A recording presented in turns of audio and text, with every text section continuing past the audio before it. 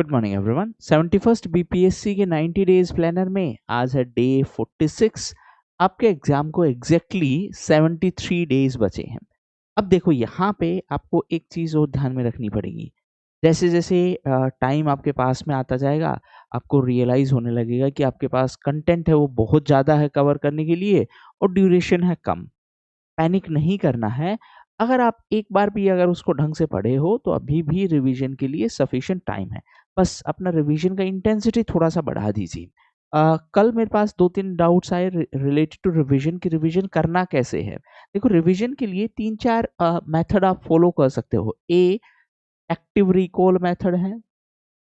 Active recall basically आपको करना क्या है कि आप इंडेक्स लेंगे। ये मेरा फेवरेट मेथड है। इनफैक्ट अगर आप मेरा कोई भी लेक्चर अटेंड करते हैं, इसमें आप इंडेक्स से जो-जो आइटम्स हैं उससे आप याद करने की कोशिश करेंगे उसके बारे में आपको क्या पता है, ठीक है? एक तो ये तरीका हो गया एक्टिव रिकॉल मेथड। दूसरा तरीका क्या है, अगर आप 2 रूम पार्टनर हो और दोनों का अच्छा खासा प्रिपरेशन है, तो kind of question and answer करते रहो एक-दूसरे से, कि इसका क्या होगा, इसका क्या होगा, इसका क्या होगा? मतलब जितना ज़्यादा ये कन्वर्सेशन होगा, उतना ही आपके लिए ईज़ी होगा रिवाइज़ करना। देखो रिवीजन है that is most boring thing but most rewarding thing. तो बोरिंग है इसलिए आपको क्या करना पड़ेगा, आपको उसको इंटरेस्टिंग बनाना पड़ेगा। 2 मेथड तो ये हो गई, तीसरा मेथड है सोल्व क्वेश्चंस। ये तो वर्बल वाले की मैं बात कर रहा हूँ, मतलब एक दूसरे से पूछते जाओ।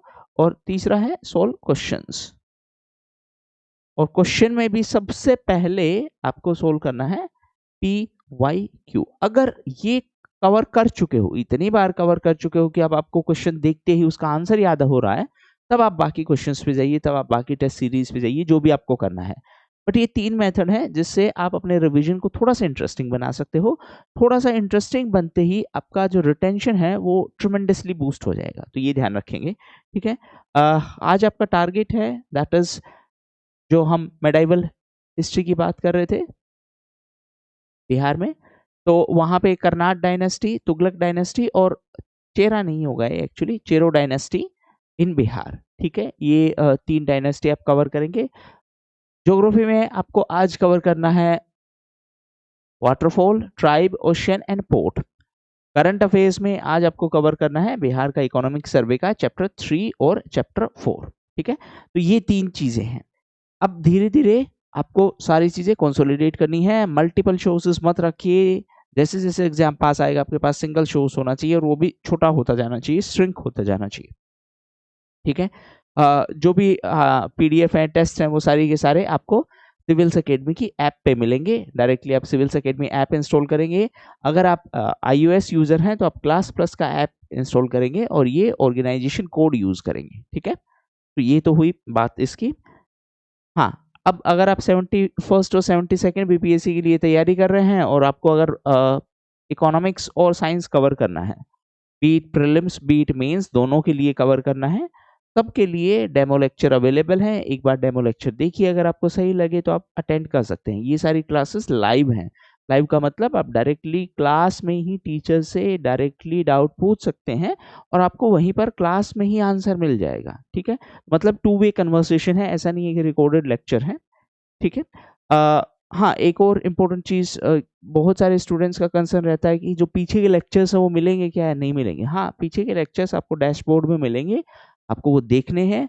और आज क्लास होगी, मान लेते हैं आज क्लास होगी, तो उस क्लास में आपको पीछे के लेक्चर से भी कोई भी डाउट हो तो आप डायरेक्टली पूछ सकते हो। साइंस की क्लास का टाइम है 11 बजे और इकोनॉमी का क्लास है शाम के 5 बजे, ठीक है। इसमें क्या-क्या कवर होगा? इसमें स्टैटिक कवर होगा, करंट कवर होगा, प्रीवियस ईयर क्वेश्चन कवर होगा और रिवीजन कवर होगा, ठीक है। हाँ, इसके अलावा भी स्पेक्ट्रम यानी मॉडर्न हिस्ट्री को रिवाइज़ करने में अगर आपको दिक्कत आ रही है, तो मैं चैप्टर वाइज़ एक बेसिकली क्वेश्चन बैंक प्रोवाइड कर रहा हूँ आपको, चैप्टर वाइज़ है, जिसमें हर चैप्टर से रफली 20-25 क्वेश्चन होंगे, ठीक है। ये आपको टेस्ट फॉर्म में मिल जाएगा, पूरा स्पेक्ट्रम इसमें हम कवर करेंगे, 15 अगस्त से पहले कवर कर लेंगे। ये मेयरली 199 में अवेलेबल है। लेक्चर नहीं है ये, प्लीज़ अंडरस्टैंड, ये सिर्फ टेस्ट हैं। स्पेक्ट्रम के चैप्टर वाइज, मतलब स्पेक्ट्रम से बाहर कुछ भी नहीं लिया। तो आप स्पेक्ट्रम का एक चैप्टर खत्म करेंगे, फिर आप देखेंगे कि क्या आपने एक्चुअली उसको सही से कवर किया है। तो आप इसको कंसिडर कर सकते हैं। अगेन चॉइस आप लोगों का है, मतलब ऐसा कुछ नहीं है कि यही लोगे तभी काम होगा।